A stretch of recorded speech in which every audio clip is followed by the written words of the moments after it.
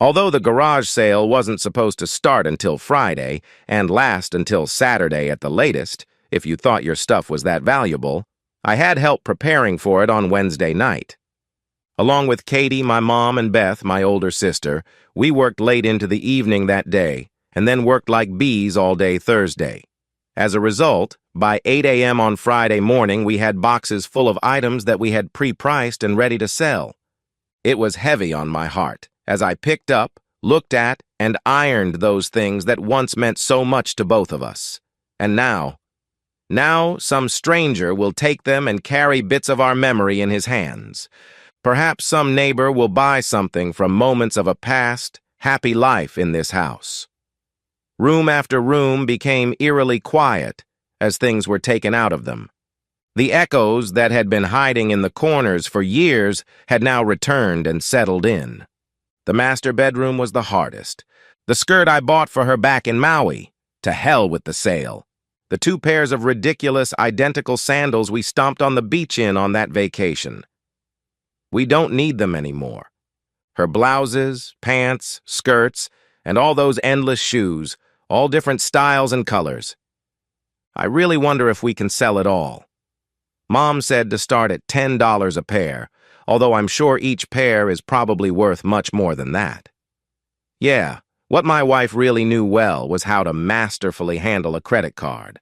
Almost everything I picked up brought back fond memories. A few times I had to turn my head away to discreetly brush away a tear. Maybe in time my memories will fade, but so far that hasn't happened. It seemed that the contents of every drawer I opened cut my heart alive. Mom banished me to the kitchen from time to time, telling me to grab a snack and take a break. She and Beth had shouldered the task, and even my broken heart couldn't stop them from finishing their mission. Sitting in the kitchen didn't help me in any way. My new apartment was small, and I wouldn't need all those pots, pans, and plates in there. By the time we decided we were ready to start, the garage was littered with boxes from floor to ceiling. The plan was for Hank, my dad, and his buddies to dress up in what looked like quite official law enforcement uniforms. All of it had been purchased at a Halloween store. My father and his friends had permits to carry guns, and they planned to parade around the crowd in full parade. At the same time, a rumor was started that those looking for a 5-finger discount would be better off trying their luck elsewhere than trying their skills at our sale. Mom said she would handle the cash proceeds from the items sold. Friday, I was out before dawn setting up tables and tents. Fortunately, according to the weather forecast, the wind was fairly light and no precipitation was expected during the day. Interestingly, even this early, some potential buyers were already driving by asking if we were open. At garage sales like ours, there are always early birds like this, eager to find great stuff at a recklessly low price. Beth showed up around 7 a.m. with fresh donuts. Soon after, Mom and Dad showed up as well. While the women fussed, the men began moving furniture out of the house, with each item that was taken out of the house. The crowd that was quickly gathering in our front yard grew in size right before our eyes. It was amazing to see so many people for early morning. Mom volunteered to handle the incoming cash, and I was glad we had thought ahead and picked up a large pack of disposable bags for shoppers to put their purchases in.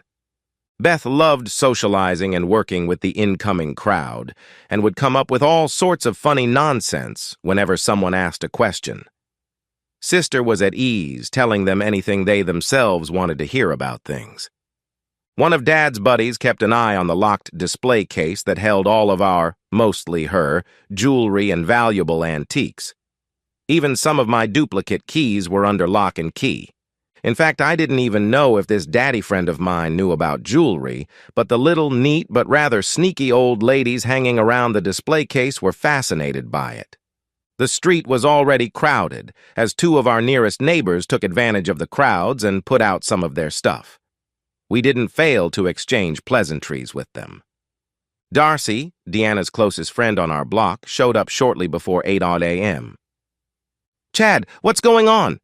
she asked demandingly. "Good morning, Darcy. Actually, it's called a garage sale." I grinned as I circled the yard. I know what it is, asshole, she snapped. Deanna told me you guys were just going to be selling some stuff. And here... Yeah, that's exactly what we're doing. It's not even 8 in the morning and we've already sold some good stuff, I bragged. But, she didn't say anything about furniture, Darcy said, frowning and looking around. I guess she just didn't want you to know about it. I'm sorry, Darcy. I'd love to spend time talking to you, but I have work to do. Happy shopping. I flashed my white-toothed smile at her suspiciously frowning face. Darcy looked pretty pissed that I'd been so careless in getting rid of her. She and Deanna always liked to think they were in control, so I wasn't surprised when my phone rang a few minutes later. Hey, Deanna, hi. Sorry, I can't talk long. I'm really busy with this garage sale, you know. It's like an invasion. But we're doing just fine without you, thank God. Chad? Darcy tells me you have clothes and furniture all over your front yard and driveway, came through the phone in the clearly angry voice of my sweetheart. What can I say? I have to get up early to get past Darcy. Yeah, things are moving fast here, and fast. All right, well, it was nice talking to you. Don't you dare shut! Deanna's hysterical scream was drowned out as soon as I pressed the magic button and ended the conversation. Well, it was only her first call anyway. I let the next one go to voicemail, and the next one, and then the next. Well, you get the big picture. Oh, whoa, the pictures! How could I have forgotten about them? I went back into the house, went through the rooms, and took them all off the walls. Hell, the frames alone were worth 10 times what I'd asked for. When I reappeared in the yard, my mom informed me that Deanna had managed to call her as well, but she had ignored the call. Mammy handed me an envelope with $500 in it, and it was only 8:15 on the clock. Wow, not bad at all. As I looked around, I realized that despite the crowd of potential buyers, our Egyptian pyramids of stuff had hardly shrunk. Every time there was room on the table, Beth would immediately empty another box. By this time, the road in front of our house was a zoo. Someone was trying to back their pickup truck up next to our driveway to load a dresser. Meanwhile, another envelope with $500 in it went from my mom to me. Some obsessed lady was trying on Deanna's shoes at an unbelievable rate, like a shoe addict on a binge. Her eyes were burning with an unquenchable fire, like she was going to carry off 10 pairs, or even 20, worth a couple $100. And I was still worried about how those slightly worn Louboutins would sell.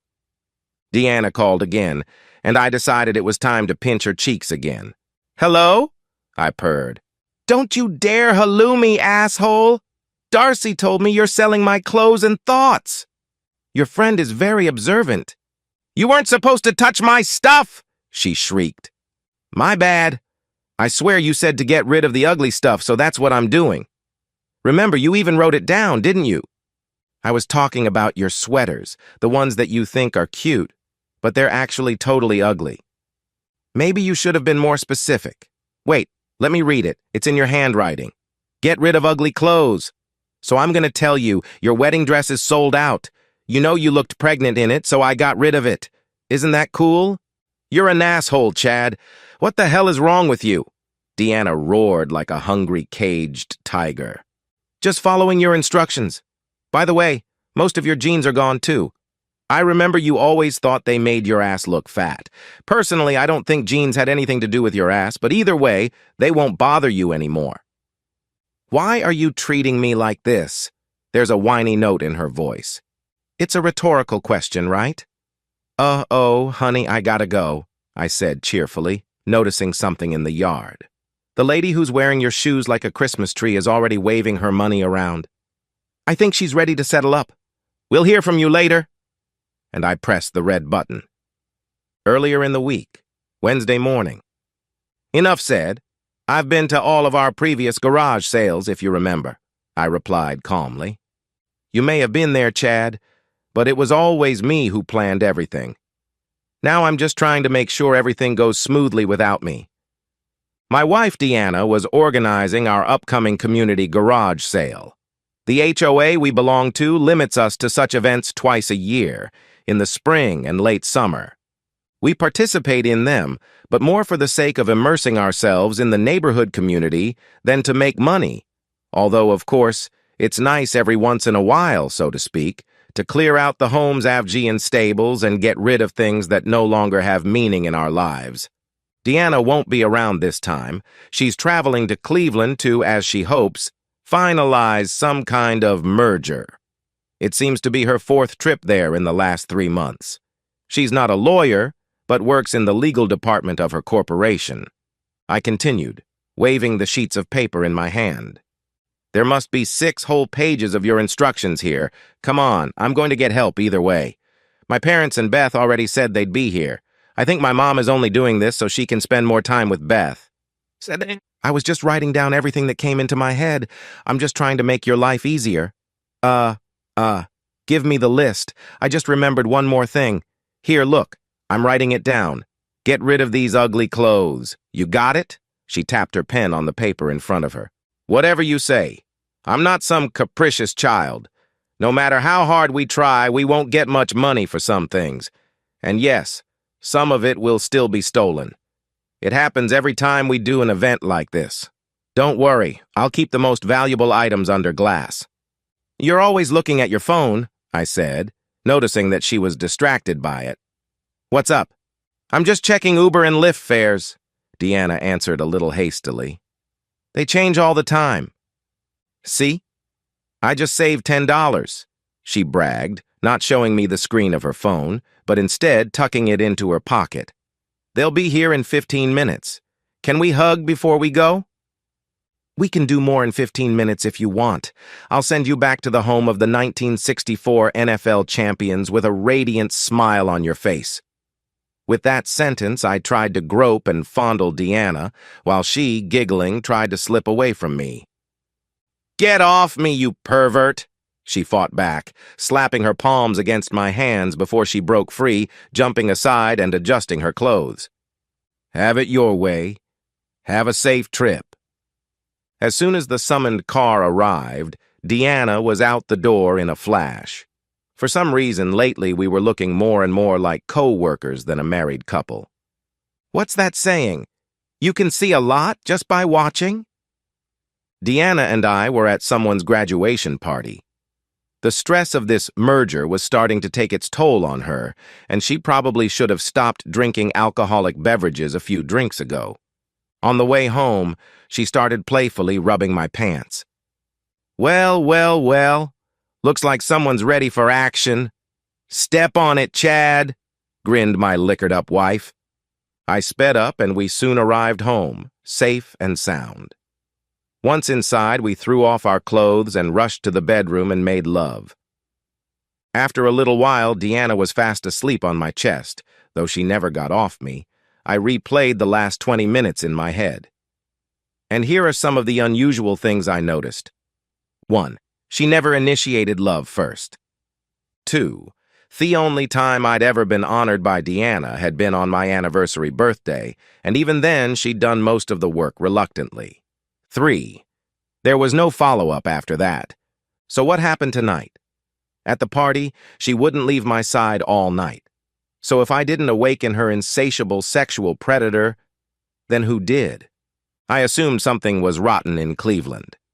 So when her next trip there was announced, I alerted my somewhat expensive private investigator to her upcoming itinerary. Yes, there were no overt displays of affection in public during her next business trip to Cleveland. But my weaselly boyfriend had installed motion-responsive cameras in every hallway of the 4-story hotel where Deanna was staying. She really did a good job of creating a distraction. Deanna would leave her room, take the elevator downstairs, and go to buy something in the hotel lobby. Then she would return to her floor, but go to a different room. And only before dawn would she go back to her room. Game, set, and match. Friday afternoon, Deanna's parents showed up. Hank held them up talking on the sidewalk, so I went out to them myself. Chad, what are you doing selling all this stuff? Deanna told us that there were only supposed to be a few small tables of items for sale. Apparently, she's not very good at math, I replied nonchalantly. She also said you weren't returning her calls. That's not true. I've already talked to her several times this morning. Well, she says you hang up on her and then ignore her repeated attempts to call her back, her mother interjected unhappily. Why don't you call her and tell her to tell David that he better watch his back soon, I suggested to her. David? Who's David? Well, apparently he's the bastard she makes love to during her so-called business trips. If you need proof, I have something for you. I knew I'd need convincing. What kind of proof? Her father attacked me. Here's a photograph, please. You can keep it because I have plenty more of these. As you can see, the image is dated this morning, specifically 4:21 a.m. Notice that Deanna leaves the room barefoot, with her blouse unbuttoned and her bra and shoes in her hands. And where is she sneaking from? Oh, that's David's room, where she's been all night. Look at you, what a good wife. My voice was dripping with sarcasm. Both parents lost the power of speech in the blink of an eye. Her father only opened his mouth and stuttered because he was having trouble saying the words. But, you can't sell all her things, he finally formulated his thought. Hey, come on. I've got 6 pages of instructions here from Deanna on how to run a successful garage sale. I think I can handle it. Then I noticed my mom waving at me from the yard, surrounded on all sides by buyers with bucks in their hands. Excuse me. I think I need to take care of a problem that Kathy seems to have. I'll leave you to it, and if you want, you can call and talk to Deanna. Oh, and don't forget to ask her about David, I shouted, moving away as they stared at the picture of their cheating daughter. I got there just in time. Someone in the crowd was haggling furiously over the price of a set that used to belong to Deanna's grandmother. I'd certainly like to get it all taken away quickly, but the antique furniture was made by Gustav Stickley around 1910, so it was worth a lot of money. In the end, we agreed on $1,000 for a bookcase, a table, and 2 side chairs. Judging from the last time I checked the value of this antique online, they bought it for about 1/4 of the real price. Excellent. I really wanted these items to go to someone, since they meant so much to Deanna. If someone else bought her family jewelry as well, it would be a great Friday. When I got back to Deanna's parents, they had tears in their eyes and looked depressed. My phone rang again, but after a quick glance at the screen, I saw that it was only Deanna. She and I had nothing to talk about. She says, she loves you, Chad. Can't you two figure something out? Her mother begged. I've already thought of something, I said, pointing my thumb behind me at the human anthill that was clattering and chaotic in our yard. We'll get rid of everything we don't need and I'll move into my own apartment. And Deanna, well, she can live here with David if she can make the mortgage payments. When they realized the futility of persuasion, they sank down and shuffled away, wiping away their tears. I felt sorry for them, though, since we'd always gotten along. Deanna called again, and this time I answered. Hey, cheater. How are you doing, still making love to that asshole? I greeted her. I'm so sorry. Please stop the damn sale, she whimpered. I'm sorry you can't see a bunch of strangers pouncing on the stuff we put out in front of the house. Wow, they're scavenging the stuff from our past lives like cockroaches. Oh my God! There was a sob on the other end of the line. Well, you told me to get rid of all the disgusting things, and everything you wear makes you look like a disgusting, conniving fool, so I offered to move your stuff. By the way, how's David doing?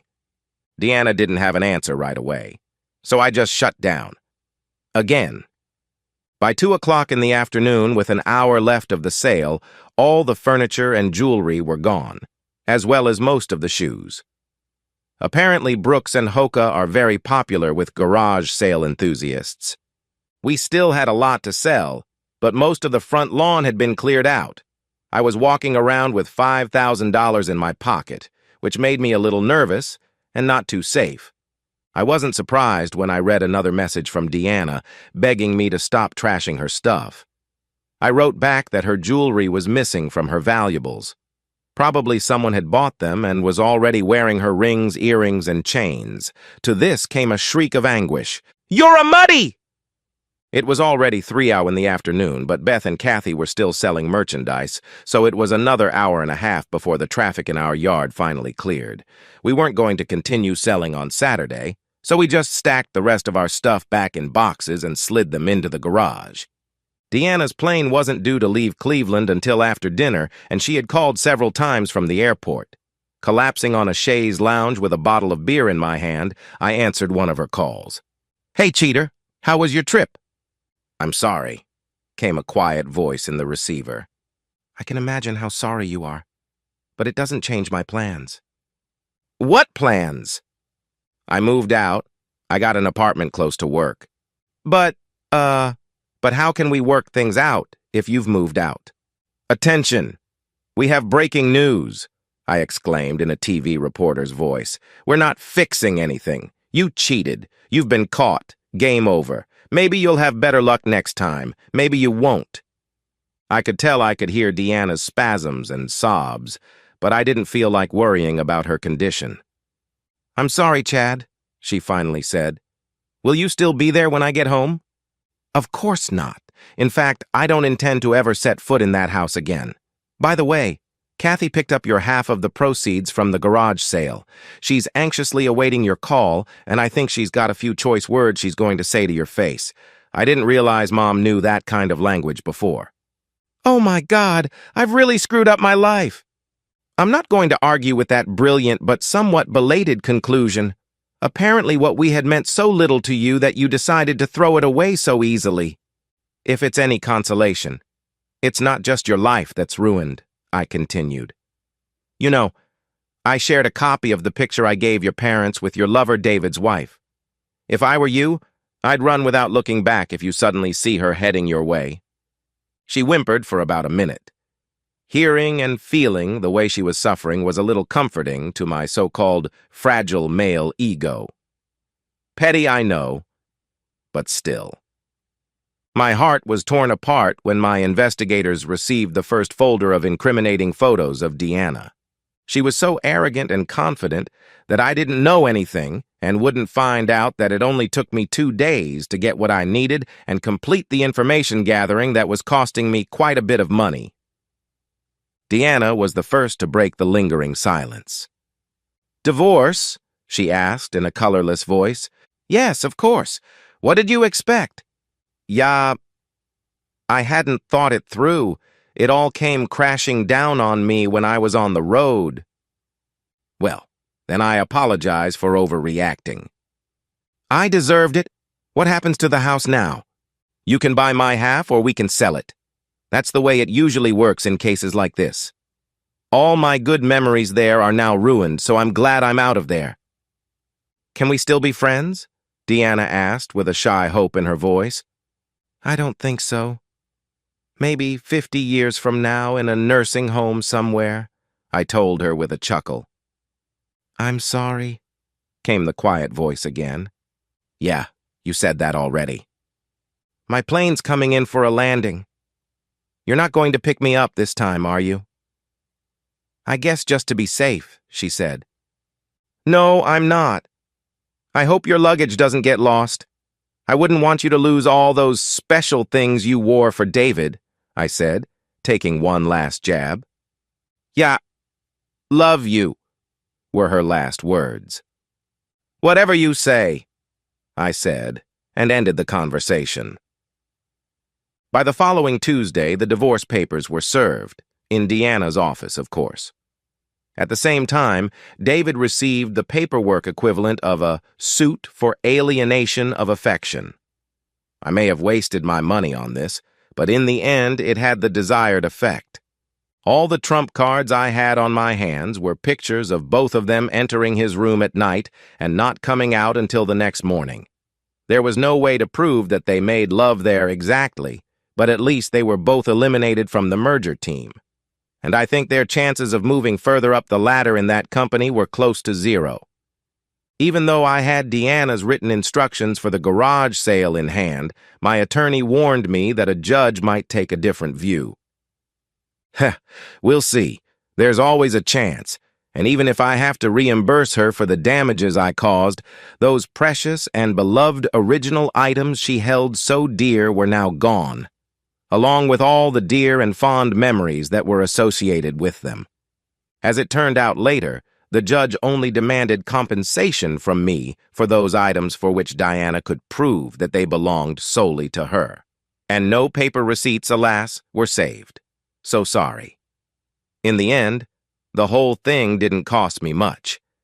Except for the heartache. Don't believe anyone who tells you otherwise, but I'll try to get over it. Yes, I have a big weight behind me and serious trust issues. But life has dealt many other good people worse cards than mine. So I'll get through this. The end.